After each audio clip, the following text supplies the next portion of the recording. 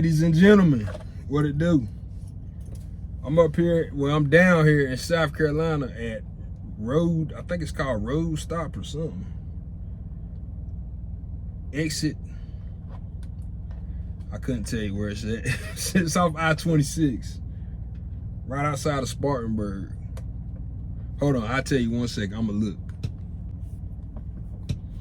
I'm at Roady's hot spot, Inman, South Carolina, I-26, exit 10.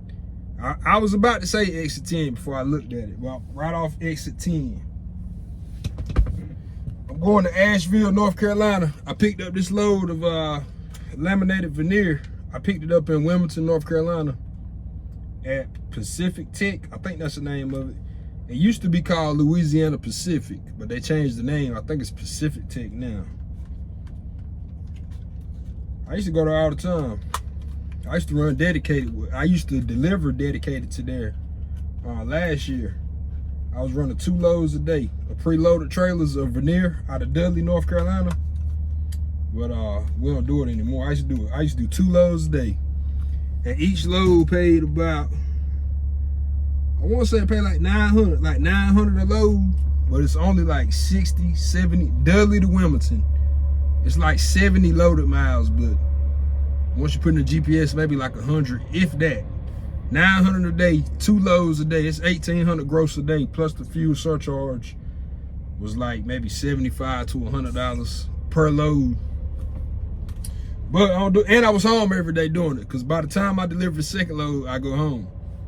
But sometimes I only be able to get 1 load in, depending on how long it take to get loaded. Well, not loaded, because it was preload, the unload.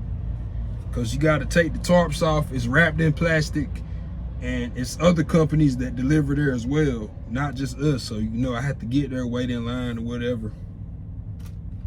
I just got done flying my drone, as y'all can see. I fly it every chance I get. Now, usually I'm at the house. Hold on 1 second. I'm about to put this drone up. Yeah, now usually I would go to the house, but today, since I was off Friday, in order for me to get to Asheville from my house, it would have been like a 4.5 hour drive. So I was like, you know what? Ain't no point for me to go home. I just go ahead and keep it trucking and get as close to Asheville as I can.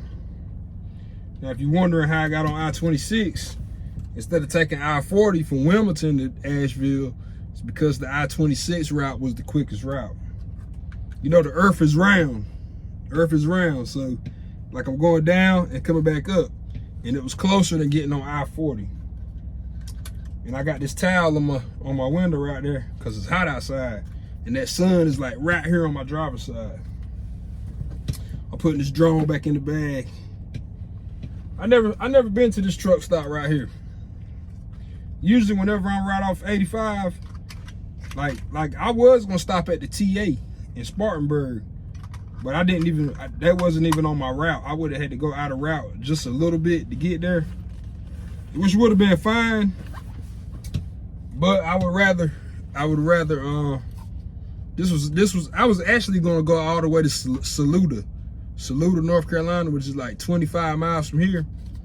I was actually gonna go there because I've been there before. It's a little Arab truck stop, and they got like a restaurant across the street that sells chicken wings and burgers, some kind of bar, I forgot the name of it. That's in Saluda, North Carolina, right over the North Carolina right over the border from South Carolina going to North Carolina. It's on 26. I can't remember the exit, but Saluda, North Carolina. If y'all ever stop at that truck stop, I think it's called Saluda Travel Plaza. They got a grill inside there. I don't know if they cook at night, but it's a Subway beside it, and across the street it's a little bar, whatever.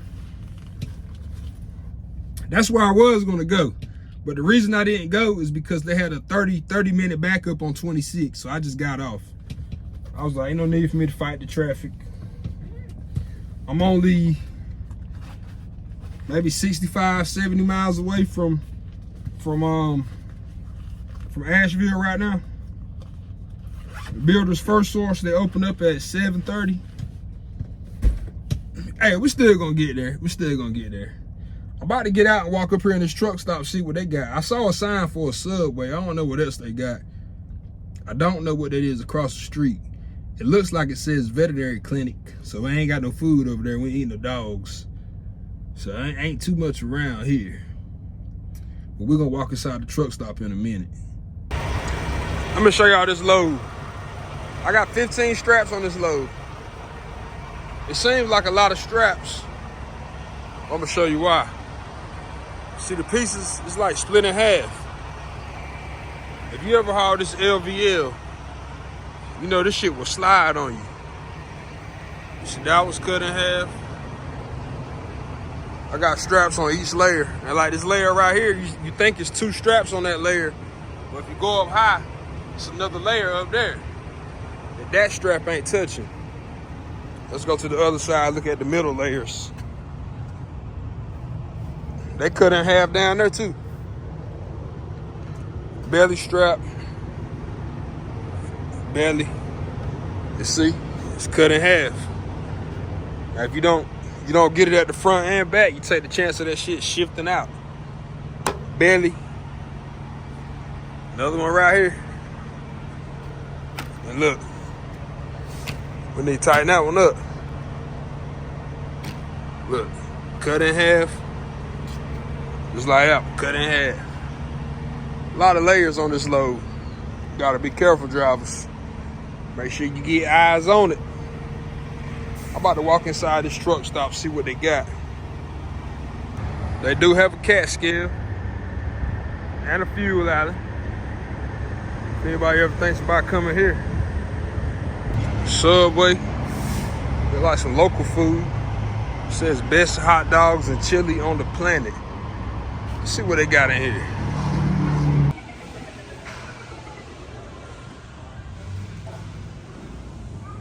Got showers too. And laundry. Ended up getting the chicken sub. Looks pretty good. Messy. That was a pretty good sub. Now I'm about to sit in the truck, talk on the phone for a little bit until I get ready to go back in there and take a shower.